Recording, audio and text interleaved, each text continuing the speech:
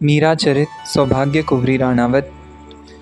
राधा राधा राधा राधा राधा राधा। संत रैदास जी का चरणाश्रय। कल गुरु पूर्णिमा है। मीरा अपने श्याम कुंज में बैठी हुई सोच रही है। सदा से इस दिन लोग गुरु पूजा करते आ रहे हैं। शास्त्र कहते हैं कि गुरु के बिना ज्ञान नहीं होता। गुरु ही परम तत्व का दाता है, तब मेरी गुरु कौन। वह एकदम से उठकर दूधा जी के पास चल पड़ी। दूधा जी के समीप जैमल बैठे थे। वे तलवार और भाले के दामों के विषय में कुछ पूछ रहे थे। दूधा जी उनकी शंका समाधान करने के पश्चात बोले, समीप के युद्ध में जैसे तलवार कटार बर्छी उपयुक्त है, वैसे ही दूर की मार में भाला और तीर अपनी बराबरी नहीं रखते। विशेष रूप से तीर अधिक उपयोगी है। तुम चलाना सीख रहे हो ना? हाँ हुक्म। बचेट यानी बीच वाले काकुसा फरमाते हैं कि तलवार से भी तीर अधिक कारगर हैं। तीर धनुष दूर या पास सभी स्थानों पर काम आते हैं, किंतु बाबूसा घोड़े पर बैठकर तीर चलाना, घोड़े की गति से तीर की गति, लक्ष्य और अपने बलाबल का साम्य बैठाना क्या बहुत कठिन नहीं है?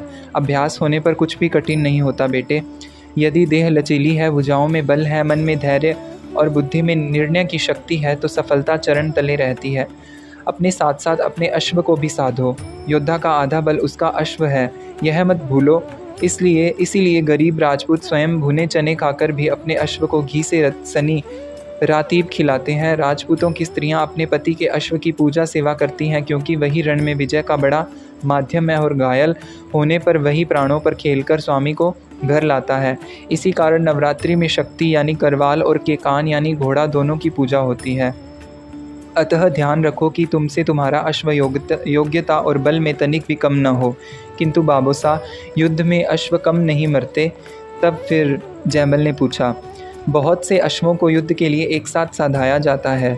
तुम भी बड़े होकर 4-5 अश्व अपने लिए तैयार कर लेना।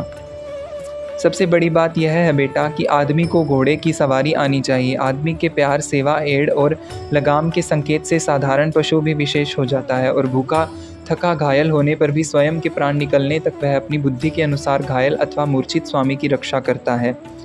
बाबूसा, मुझे सैंधव और गांधारी अश्व कब मिलेंगे? बेटा, अभी तुम छोटे हो। जैसे तुम्हारे धनुष, तलवार और भाले छोटे हैं, वैसे ही अश्व भी छोटा है। बाबजी हुक्म यानी पिता जैसा बड़ा कब हो जाऊंगा? तनिक रुको भाई। मीरा इन दोनों को बात करते देखकर दूधा जी को प्रणाम करके जैमल के पीछे बैठ गई थी। अब उसे टोकते हुए वह बाबोसा के समीप आ गई। अहो जीजा, आप कब पधारी? खम्मा घड़ी। जैमल ने उठकर हाथ जोड़ अभिवादन करते हुए पूछा। जब आप तलवार तीर की क्षमता ज्ञात कर रहे थे, मैंने सोचा कि इन्हें समाधान मिल जाने पर अपनी बात पूछूंगी, पर आप हैं कि तलवार से भाले, भाले से तीर, तीर से अश्व पर आए, और अब पट्टनी अश्व से सैंधव और सैंधव से गांधारी पर आकर कौन जाने आप युद्ध के किस चक्रव्यूह से निकलने के लिए कौन सा दांव पूछ बैठे। इसलिए बीच में ही टोक दिया। मुझे मेरे नन्हे से प्रश्न का उत्तर मिल जाए तो आप अपना महाभारत पुनः आरंभ कर दीजिएगा। बाबजी हुक्म की तलवार जितने हैं तो है नहीं, और उनके बराबर होने की बात कर रहे हैं। जैमल और दूधा जी मीरा की बात पर हंस पड़े। कहो बेटा, क्या पूछना है? दूधा जी ने कहा। जैमल के समीप पड़ी चौकी को मीरा दूधा जी के पलंग के समीप खींच लाई। उस पर बैठते हुए बोली, बाबूसा, शास्त्र और संत कहते हैं कि गुरु बिना ज्ञान नहीं होता। मेरे गुरु कौन है? हैं तो बाबा बिहारी दास जी, योगी श्री निवृत्तिनाथ जी। जैमल ने कहा। आप रुकिए ना भाई, मीरा ने हंसकर कहा। मैं क्या झूठ कह रहा हूँ बाबूसा? नहीं बेटा, पर वे मीरा के शिक्षा गुरु है, दीक्षा गुरु नहीं। दूधा जी ने उत्तर दिया। सुनो बेटी, इस क्षेत्र में अधिकारी को वंचित नहीं रखा जाता। त्रिशित यदि सरोवर के समीप नहीं पहुंच पाता, तो सरोवर ही प्यासे के समीप पहुंच जाता है। तुम अपने गिरधर से प्रार्थना करो, वे उचित प्रबंध कर देंगे। गुरु होना आवश्यक तो है ना बाबूसा?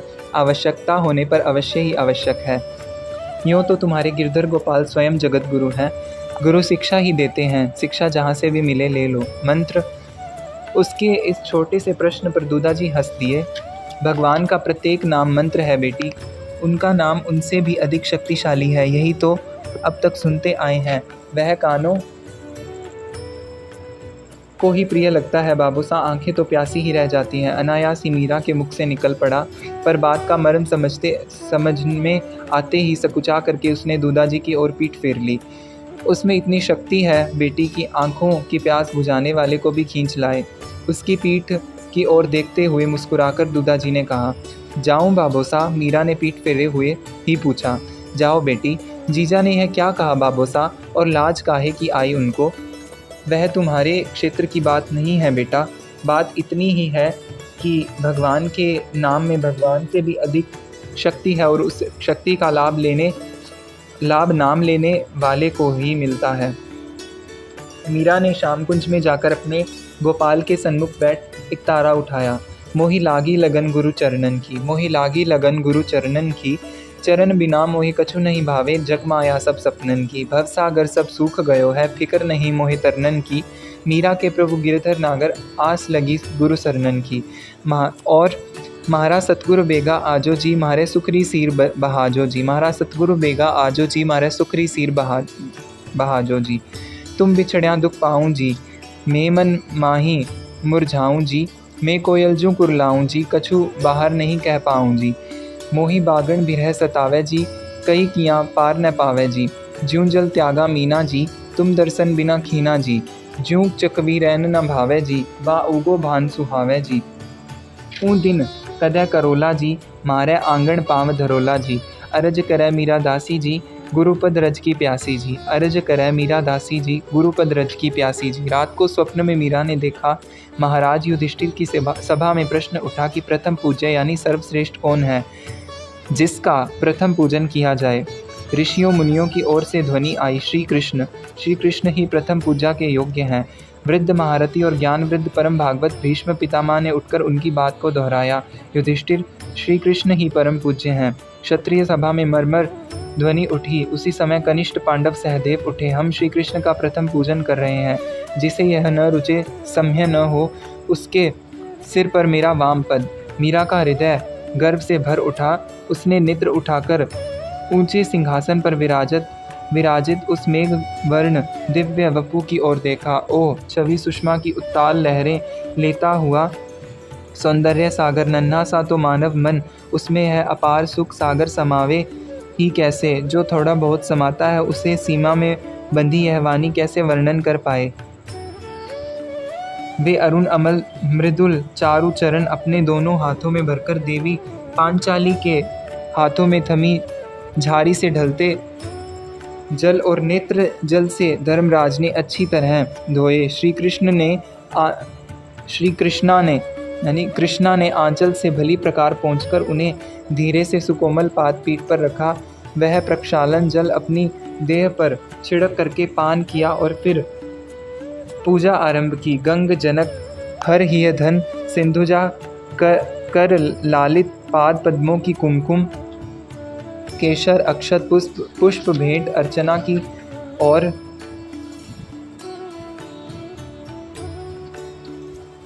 इसके बाद भरतखंड के इस तुच्छ राज्य की भेंट सहित है प्रथम पांडव श्री चरणों में प्रणत है कहकर युधिष्ठिर ने अयोनिजा देवी याज्ञसेनी के साथ अपनी ही चढ़ाई हुई पूजन सामग्री पर मस्तक धर दिया। उनके साथ ही कोटि कोटि मस्तक झुक गए। ऋषियों ब्राह्मणों की ओर से स्वर उठा, श्री कृष्णम वंदे जगत गुरुम। उस घोष के साथ ही मीरा की आंखें खुल गई। कहाँ गए मेरे प्राण, मेरे सर्वस्व। वह व्याकुल हो उठी। वे करुणा कृपापूर्ण बड़े बड़े नयन, वह मधुर मुस्कान। युधिष्ठिर कैसे चाव से चरणों को धो रहे थे।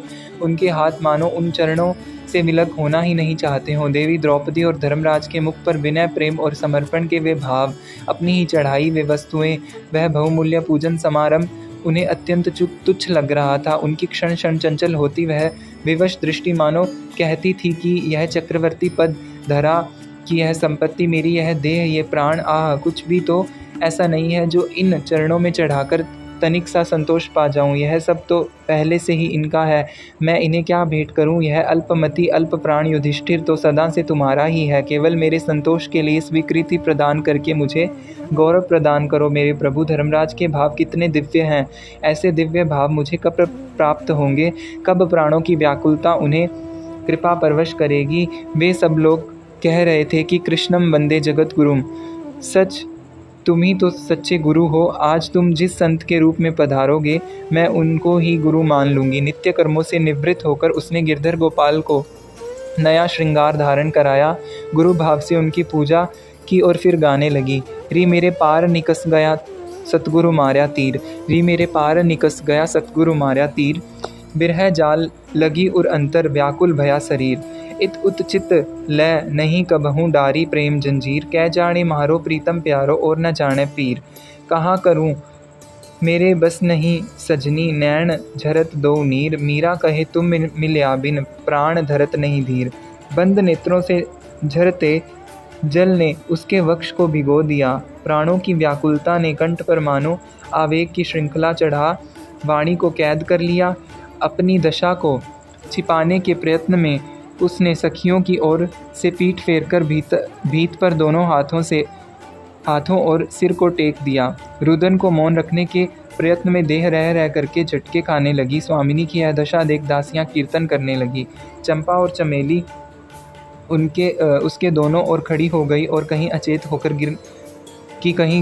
होकर गिर ना पड़े। उसी समय गंगा ने आकर माता झाली जी के पधारने की सूचना दी। चंपा ने मीरा के सिर पर साड़ी उड़ाते हुए कान के समीप मुख ले जाकर धीमे स्वर में कहा, धैर्य धारण कीजिए, कुंवरानी सा पधार रही हैं। कठिन प्रयत्न करके मीरा ने अपने को संभाला और नीचे बैठकर तानपुरे पर उंगलियां फेरी। तोसो नेह लाग्यो रे प्यारा नागर नंद कुमार, तोसो नेह लाग्यो रे प्यारा नागर नंद कुमार। मुरली तारी मन हरियो बिसरियो घर त्योहार, जपते श्रवणन धुन परी पर आनंद न सुहाए। पारधी जू चुके नहीं वेद दई मृगी आए, पानी पीर न जानई ज्यों मीन तड़फ मरी जाए। रसिक मधुप के मरम को नहीं समुझत कमल सुभाए, दीपक को तो दया नहीं उड़ी उड़ी मरत पतंग। मीरा प्रभु गिरधर मिले जू पानी मिल गयो रंग। वीर कुंवरी जी ठाकुर जी को प्रणाम कर बैठ गई। मीरा ने भजन पूरा होने पर तानपुरा रखते समय माँ को देखा और उठकर चरणों में सिर रखकर प्रणाम किया। बाहाँ पकड़ अपने समीप बैठाते हुए माँ ने उसका अश्रुसिक्त मुख देखा। पीठ पर हाथ रखते हुए उन्होंने कहा, मीरा क्या भजन गा गा करके ही आयु पूरी करनी है? बेटी, तेरी आयु की कितनी कन्याएं 2-2 3-3 बार ससुराल हो आई हैं। जहाँ विवाह होगा वह लोग क्या भजन सुनने के लिए ले जाएंगे तुझे ले जाएंगे। जिसका ससुराल और पिहर एक ही ठोर हो भाबू, उसे चिंता करने की क्या आवश्यकता है? मैं समझी नहीं बेटी। महलों में मेरा पिहर है और श्यामकुंज ससुराल। मीरा ने सरलता से कहा, तुझे कब समझ आएगी बेटी? कुछ तो जगत व्यवहार सीख। बड़े बड़े घरों में तुम्हारे संबंध की चर्चा चल रही है। इधर रनिवास में हम लोगों का चिंता के मारे बुरा हाल है। यह दिन रात गाना बजाना, पूजा पाठ और रोना धोना, इनसे संसार नहीं चलता। ससुराल में सास ननंद का मान रखना पड़ता है। पति को परमेश्वर मानकर सेवा टहल करनी होती है। मीरा, सारा परिवार तुम्हारे लिए चिंतित है बाबू। पति परमेश्वर है, इस बात को तो आप सबके व्यवहार को देखकर मैं समझ गई हूँ। ये गिरधर गोपाल पति ही तो हैं और इन्हीं की सेवा में लगी रहती हूँ। फिर आप ऐसा क्यों फरमाती हैं? अरे बेड़ी यानी पागल, कट्ठे पीतल री मूरत ई किणी रो बींद वह के कहीं मुँह तो थापगी थारासूँ। भगवान एक छोरी दीदी आखा जमारा में अरवाई अध बेड़ी, यानी अरे पागल लड़की, पीतल की मूरत भी क्या किसी का पति हो सकती है? मैं अघा गई हूँ। भगवान ने जीवन में एक ही बेटी दी और वह भी आधी पागल। माँ, आप क्यों अपना जी जलाती हैं? सब अपना अपना भाग लिखवा कर लाते हैं। मेरे भाग्य में यदि पागल होना ही लिखा है तो आप कैसे भाल के अंक मिटा देंगी? बाबूसा ने मुझे बताया है कि मेरा विवाह हो गया, अब और दूसरा विवाह नहीं होगा।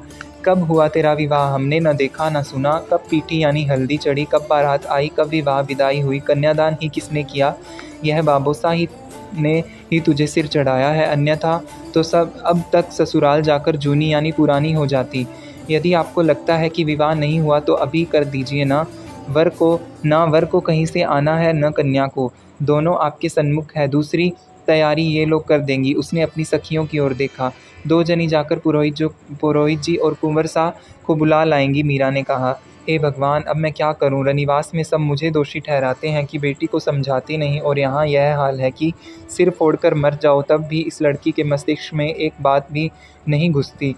मेरी तो दोनों ओर मौत है। आज गुरु पूर्णिमा है बाबू, आज यह सब बातें रहने दीजिए ना। मेरे गुरुदेव पधारेंगे आज।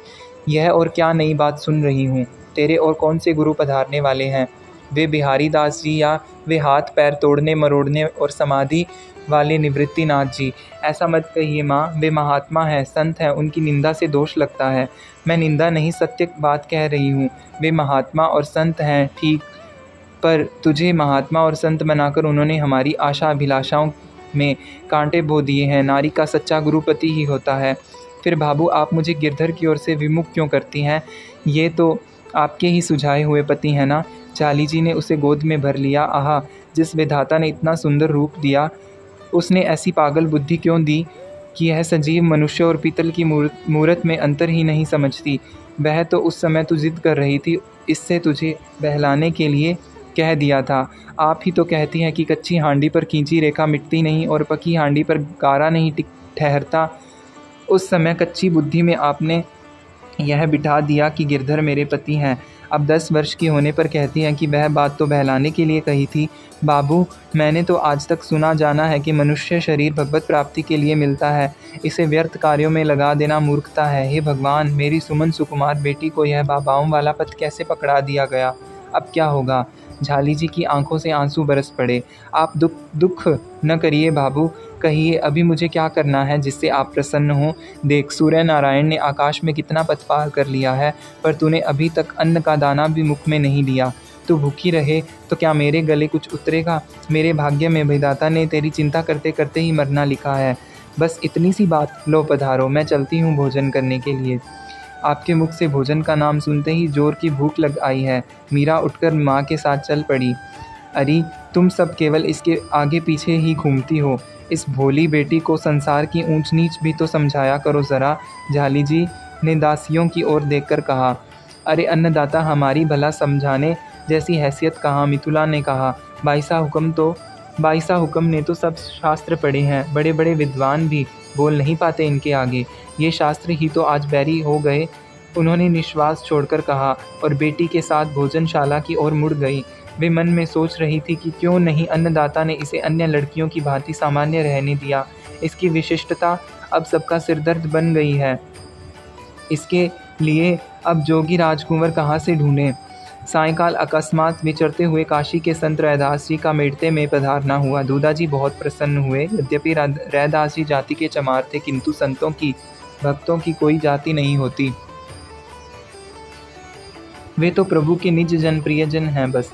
दूधाजी ने शक्ति भर उनका सत्कार किया और जिस कक्ष में योगी श्री निवृत्तिनाथ जी ठहरे थे, उसी कक्ष में उन्हें आवास प्रदान किया। मीरा को बुलाकर उनका परिचय दिया। वह प्रसन्न हो उठी। मन ही मन उन्हें गुरु मानकर मीरा ने प्रणाम किया। उन्होंने कृपा दृष्टि से उसे निहारते हुए आशीर्वाद दिया। प्रभु चरणों में दिनानुदिन तुम्हारी प्रीति बढ़ती रहे। आशीर्वाद सुनकर मीरा के नेत्र भर आए। उसने कृतज्ञता से उनकी ओर देखा। उस असाधारण निर्मल दृष्टि और मुख के भाव देखकर संत सब समझ गए। उसके जाने के पश्चात उन्होंने दूधाजी से उसके विषय में पूछा। सब सुनकर वे बोले, राजन, तुम्हारे पुण्योदय से घर में गंगा आई है, अवगाहन कर लो जी भरकर, सबके सब तर जाओगे। रात को राजमहल में सामने वाले चौगान में सार्वजनिक सत्संग समारोह हुआ। रैदास जी के उपदेश भजन हुए। दूसरे दिन रैदास जी के कक्ष में दूधाजी के आग्रह से मीरा ने भजन गाकर उन्हें सुनाए। लागी मोहे राम कुमारी, रिमझिम बरसे में हरा भीजे तन सारी हो। चहुदिसी दमके दामिनी, गरजय घन भारी हो। सतगुरु भेद बताइया, खोली भरम की वारी हो। सब घर दिसे आत्मा, सब ही सुन्यारी हो। दीपक जो ज्ञान का चढ़ूं आगम अटारी हो। मीरा दासी राम की इमरत बलिहारी हो। मीरा के संगीत, ज्ञान, पद रचना और स्वर माधुरी से संत बड़े प्रसन्न हुए। उन्होंने पूछा, तुम्हारे गुरु कौन है बेटी? कल मैंने अपने प्रभु के सामने निवेदन किया था कि मेरे लिए गुरु भेजें, और फिर निश्चय किया था कि आज गुरु पूर्णिमा है, अतः जो भी संत आज पधारेंगे वे ही प्रभु द्वारा निर्धारित मेरे गुरु होंगे। कृपा कर आप आज्ञा को स्वीकार करें। मीरा ने पुनः उनके चरणों में प्रणाम किया। उसकी आंखों से निकलकर 2 बूंदें धरा पर गिर पड़ी। बेटी, संत ने सिर पर हाथ रखकर कहा, तुम्हें कुछ अधिक कहने सुनने की आवश्यकता नहीं है। नाम ही निसेनी है और लगन ही प्रयास। दोनों बढ़ते जाएं तो अगम अटारी घट में प्रकाशित हो जाएगी। इन्हीं के सहारे उसमें पहुंच अमृत पान कर लोगी। समय जैसा भी आए पाँव पीछे ना हटे, फिर तो बेड़ा पार है। वे हंस दिए। मुझे कुछ प्रसाद मिले, मीरा ने हाथ जोड़कर प्रार्थना की। संत ने एक क्षण सोचा, फिर गले से अपनी जाप माला और एक तारा मीरा के फैले हाथों पर रख दिए। उसने उन्हें सिर से लगाया, माला गले में पहन ली और एक तारे के तार पर उंगली रखकर उसने रैदास जी की ओर देखा। उसके मन की बात समझकर उन्होंने एक तारा उसके हाथ से लिया और बजाते हुए गाने लगे। प्रभु जी तुम चंदन हम पानी, प्रभु जी तुम चंदन हम पानी, जाकी अंग अंग बास समानी। प्रभु जी तुम घन बन हम मोरा, जैसे चितवत चंद चकोरा। प्रभु जी तुम दीपक हम बाती, जाकी ज्योति बरे दिन राती। प्रभु जी तुम मोती हम धागा, जैसे सोने ही मिलत सुहागा। प्रभु जी तुम स्वामी हम दासा, ऐसी भक्ति करे रैदासा, ऐसी भक्ति करे रैदासा। भजन पूरा करके उन्होंने पुनः उसे मीरा के हाथों में पकड़ा दिया। मीरा ने उसे बजाते हुए गाया, कोई कुछ कहे मन लागा, कोई कुछ कहे मन लागा।